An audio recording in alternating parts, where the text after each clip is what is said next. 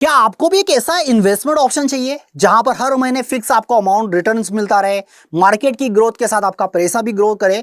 तो हम ऐसे ही एक ऑप्शंस के बारे में बात करने वाले हैं, एचडब्ल्यूपी, जिसमें हर महीने आपको फिक्स अमाउंट रिटर्न हर महीने आपको मिलता रहता है, चाहे मार्केट अप हो या डाउन हो।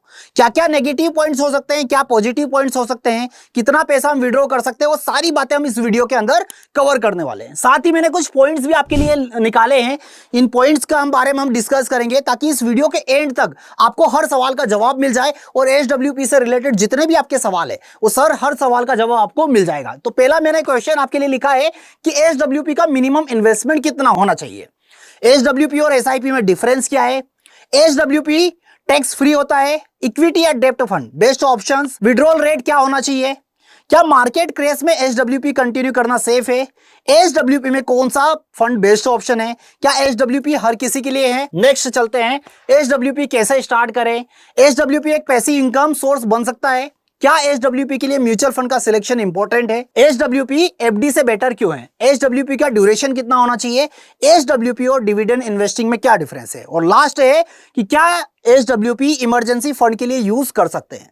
अगर आपके मन में भी इतने सवाल है एचडब्ल्यूपी से रिलेटेड तो इस वीडियो के एंड तक बने रहिएगा, हर सवाल का जवाब आपको मिल जाएगा। साथ ही हम ये भी डिस्कस करेंगे कि कितना पैसा लगाना है और कितना आपको रिटर्न्स मिलने वाला है। तो चलिए सबसे पहले हम बात करते हैं एचडब्ल्यूपी आखिरकार होता क्या है।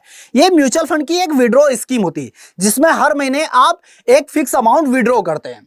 साथ ही अगर हम देखें, सपोज मान के चलिए आपने 10 लाख रुपए इन्वेस्टमेंट किया है तो आप 10,000 रुपए महीना का फिक्स विड्रॉल ले सकते हैं। साथ ही फंड हाउस आपके इन्वेस्टेड फंड से यूनिट्स बेचकर आपको ये अमाउंट विड्रॉ करके देता है, मार्केट अप हो या डाउन आपको एक स्टेडी इनकम मिलती रहती है। और इसके बाद हम बात करते हैं कि एफडी और एचडब्ल्यूपी में डिफरेंस क्या है। एफडी पर आपको एक फिक्स इनकम, एक इंटरेस्ट रेट मिलता है, और एचडब्ल्यूपी में मार्केट के साथ मार्केट जैसे जैसे ग्रो करेगा आपका इन्वेस्टमेंट भी ग्रो करता जाता है और आपका इन्वेस्टमेंट आप लॉन्ग टाइम तक उसको विड्रॉ कर सकते हैं। अगला है, नेक्स्ट चलते हैं। देखिए एचडब्ल्यूपी कैसे काम करता है, अब इसको समझते हैं हम कि एचडब्ल्यूपी का इसका प्रोसेस क्या है। सपोज यहां पर दो चीजें, सिनेरियो नंबर 1 जिसमें मार्केट में ग्रोथ है और दूसरे वाले में डिक्लाइन, मतलब कि मार्केट नेगेटिव है।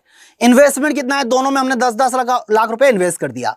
कब की बात करें, जब मार्केट पॉजिटिव है, और एक कंडीशन है कि जब मार्केट नेगेटिव है।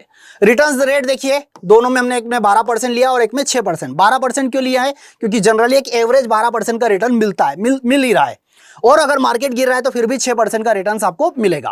मंथली अगर आप विड्रॉ कर रहे हैं कितना, 10,000 रुपीज दोनों में, तो आपको अगर मार्केट अगर पॉजिटिव रहा तो ये मान के चलिए कि 10 साल तक आप 10,000 रुपए महीना विड्रॉ करेंगे और लास्ट में आपको 8 से 9 लाख रुपए का बैलेंस बचेगा, मतलब कि बल्क में एक मुश्त आपको अमाउंट मिलने वाला है। अगर मार्केट नेगेटिव रहा तो वहां पर ये अमाउंट रिटर्न आपका कितना गिरकर कितना हो जाएगा, 3 से 4 लाख रुपए। तो एचडब्ल्यूपी मार्केट चाहे पॉजिटिव हो या नेगेटिव, दोनों में बेनिफिट है। अगर मार्केट पॉजिटिव है तो हमारे पास एक बैलेंस अमाउंट एक अच्छा हमारे हाथ में आ सकता है। अगला देखिए क्या दिखाई दे रहा है हमको, एज वाइज एचडब्ल्यूपी स्ट्रेटजी क्या है। तो यहां पर देखिए एज ग्रुप देखिए, investment option, withdraw rate, best fund type और पर्पस देखिए।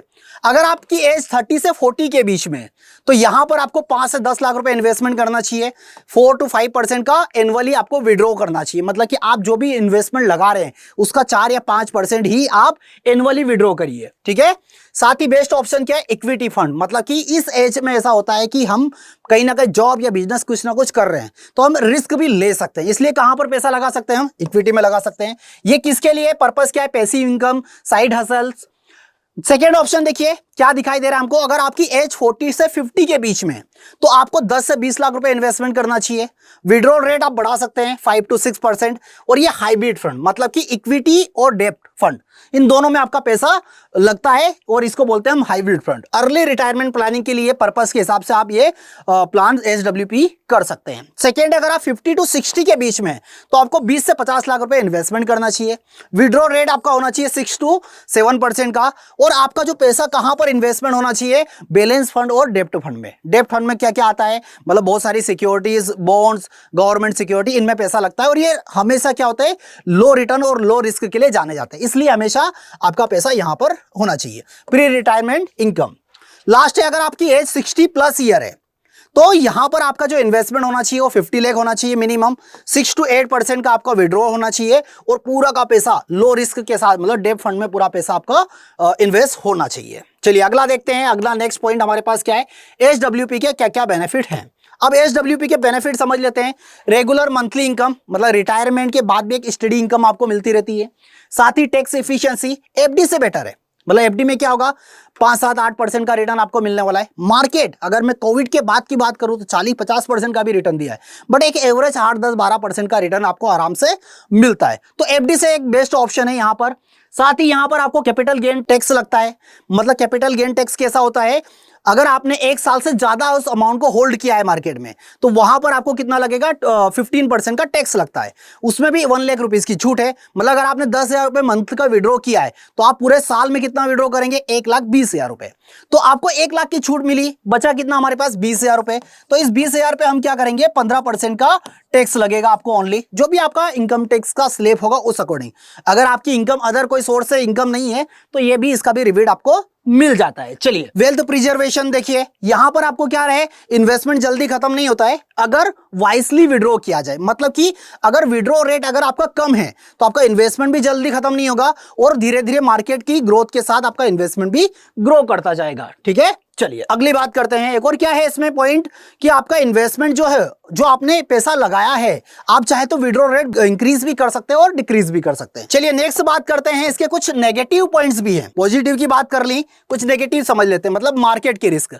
अगर आपने एसडब्ल्यूपी में पैसा लगाया है और मार्केट नेगेटिव चलता जा रहा है तो उस कंडीशन में क्या होगा, आपने जो भी पैसा लगाया है, जो भी आप विड्रॉ कर रहे हैं, मान के चलिए आपने 20 साल का प्लान आपने सोचा था कि मैं 20 साल के लिए विड्रॉ करूंगा, पर मार्केट उस अकॉर्डिंग चला ही नहीं, तो हो सकता है कि आपका फंड 5 या 10 साल में खत्म हो जाएगा। दूसरा क्या हो सकता है, रॉन्ग फंड का सिलेक्शन। अगर आपने गलत फंड का सिलेक्शन ले लिया है तो आपका फंड ग्रो करने की जगह माइनस में चला जाएगा। ये हर किसी के लिए नहीं है। अगर जिनको ये वाला वर्ड देखिए 100% गारंटी वर्ड अगर चाहिए तो फिर आपके लिए एक एफडी ऑप्शन अच्छा है, आप एफडी में पैसा लगाइए, यहां पर आपके लिए 100% ऑप्शन है। सॉल्यूशन क्या है, विड्रॉल रेट को कम रखें और सेफ इन्वेस्टमेंट चूज करें। मतलब कि विड्रॉल रेट जितना कम रहेगा, जितने फंड में आप सेफ फंड में पैसा लगाएंगे, उतने लॉन्ग टर्म तक आप एसडब्ल्यूपी को कैरी कर सकते हैं। अगली बात करते हैं, अब हमारे पास है SWP versus other investment option. अब इसमें क्या क्या आता है देखिए, फीचर देखिए क्या है, रिटर्न्स, एसडब्ल्यूपी, एफडी और डिविडेंड की बात करते हैं। हम ये 3 तरीके से हमने इसको कंपेयर किया है। अब इसमें ऑप्शन क्या है, पहला रिटर्न। तो रिटर्न कितना आएगा एसडब्ल्यूपी में आपको 8 से 12% का एक एवरेज, एफडी में 5 से 7% और डिविडेंड में क्या मिलता है 4 to 6% का रिटर्न्स आपको मिलता है। अगर अभी तक आपको डिविडेंड के बारे में, डिविडेंड इनकम के बारे में नहीं बताए तो कमेंट बॉक्स में जरूर बताइएगा, नेक्स्ट वीडियो में उसी के ऊपर लेकर आ दूंगा। रिस्क समझिए, यहां पर क्या होगी, मॉडरेट रिस्क। क्यों है मॉडरेट, क्योंकि पूरा पैसा मार्केट में हम इन्वेस्ट कर रहे हैं। एफडी में क्या है, लो रिस्क है। बैंक अगर मान लिया जैसी बैंक भागेगी तो ही रिस्क है, अदरवाइज कोई रिस्क नहीं है। तब भी बैंक पूरा रेगुलेशन किसके हाथ में है, आरबीआई के हाथ में, तो रिस्क सबसे कम होता है। और डिविडेंड में मीडियम रिस्क है। डिविडेंड में क्या हो सकता है पता है आपको, डिविडेंड में अगर किसी कंपनी का शेयर आपने खरीदा है, कंपनी की ग्रोथ अच्छी है, प्रॉफिट हो रहा है, बट अगर उसकी शेयर्स की वैल्यू गिरी तो एक वही रिस्क आपके साथ हो सकता है। टैक्स इफिशियंसी यहां पर हाई हो सकता है, लो और ये मीडियम। फ्लेक्सिबिलिटी क्या है, हाई, लो और मीडियम। देखिए बेस्ट ऑप्शंस क्या है, मंथली इनकम सीकर्स, अगर आपको मंथली पैसा चाहिए तो यहां पर आप ले सकते हैं। सेफ इन्वेस्टमेंट के लिए एफडी है और लॉन्ग टर्म वेल्थ ग्रोथ के लिए डिविडेंड का ऑप्शन है हमारे पास। ठीक है, चलिए अब अगली बात करते हैं कि रिटर्न्स को कैसे निकलता है, इसको एक बार हम कैलकुलेट कर लेते हैं। तो वो हमको समझने के लिए चलना पड़ेगा एसडब्ल्यूपी कैलकुलेटर पर। एसडब्ल्यूपी कैलकुलेटर पे समझते हैं हम इसको कैसे समझते हैं। मान के चलिए मैं आपने इन्वेस्टमेंट यहां पर मैंने ले लेता हूं कितना, 10 लाख रुपीज। ये 10 लाख रुपीज का इन्वेस्टमेंट लिया है। विड्रॉ रेट कितना चाहिए, हर महीने आपको अगर 10,000 रुपए विड्रॉ चाहिए, हम यहां पर एक्सपेक्टेड रिटर्न देख लेते हैं मार्केट का 12%, और हम इसी को कब तक विड्रॉ करना चाहते हैं, 10 साल तक। तो क्या विड्रॉ होगा वो भी एक बार समझ लीजिए। यहां पर देखिए 10 लाख रुपए इन्वेस्टमेंट किया था, 12 लाख रुपए हम विड्रॉ कर चुके। कब तक विड्रॉ कर चुके, 10 साल में, आने वाले 10 साल, आज 2025-2035 तक हमको 10,000 रुपए हर महीने मिलने वाला है। और साथ ही 2035 के एंड में जब हम ये एसडब्ल्यूपी हमारा कंप्लीट होगा तो वहां पर हमारे पास बैलेंस अमाउंट कितना होगा, 8,86,000 रुपीज। 10 लाख लगाया है, 12 विड्रॉ कर चुके हो, 8 लाख फिर भी बचा है। मतलब कि 10 लाख के साथ साथ आपको, मतलब 10 लाख पे कितना रिटर्न्स मिल रहा है, 20 लाख रुपए का रिटर्न्स आपको यहां पर मिल रहा है। इस अमाउंट को आप इंक्रीज या डिक्रीज भी कर सकते हैं। मान के चलिए इसी को मैं कर देता हूं कि मैं मंथ का 5,000 रुपए विड्रॉ करूंगा।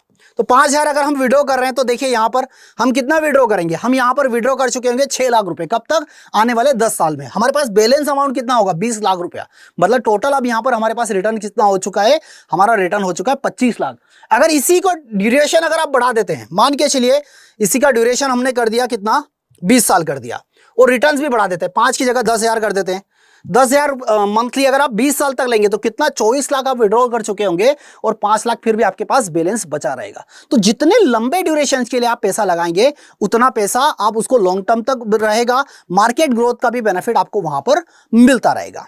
ठीक है, अब अगर आपके मन में यह ऑप्शन है कि सर 10 लाख रुपए लाए तो लाए कहां से, 10 लाख तो है नहीं, आज इस एज कैटेगरी में है, बट आज से 5 साल 10 साल के बाद हम पैसा लगा सकते हैं, बट आज तो नहीं है। तो इसके लिए भी मेरे पास ऑप्शन है। अगर आपको भी इसका सॉल्यूशन चाहिए तो कमेंट बॉक्स में बताइएगा, नेक्स्ट वीडियो में इसके ऊपर इसका सॉल्यूशन मैं आपको दूंगा कि 10 लाख रुपए का अरेंजमेंट आपको कैसे करना है, कैसे आप रिटायरमेंट की प्लानिंग कर सकते हैं। ठीक है, तो उम्मीद करता हूं कि इस वीडियो में आपको सारी चीजें कवर हो चुकी होगी। एसडब्ल्यूपी से रिलेटेड जितने भी सवाल हैं वो सारे ही सवाल हमने यहां पर कवर किए हैं, बट इसके अलावा भी अगर कोई सवाल है तो कमेंट बॉक्स में जरूर बताइएगा। कैसी लगी ये इन्फॉर्मेशन ये भी कमेंट बॉक्स में जरूर बताइएगा और इस वीडियो को ज्यादा से ज्यादा शेयर करिएगा। फिलहाल आज के लिए इतना ही मेरी तरफ से, फिर हम मिलेंगे नेक्स्ट वीडियो में नेक्स्ट कंटेंट के साथ। Thank you so much.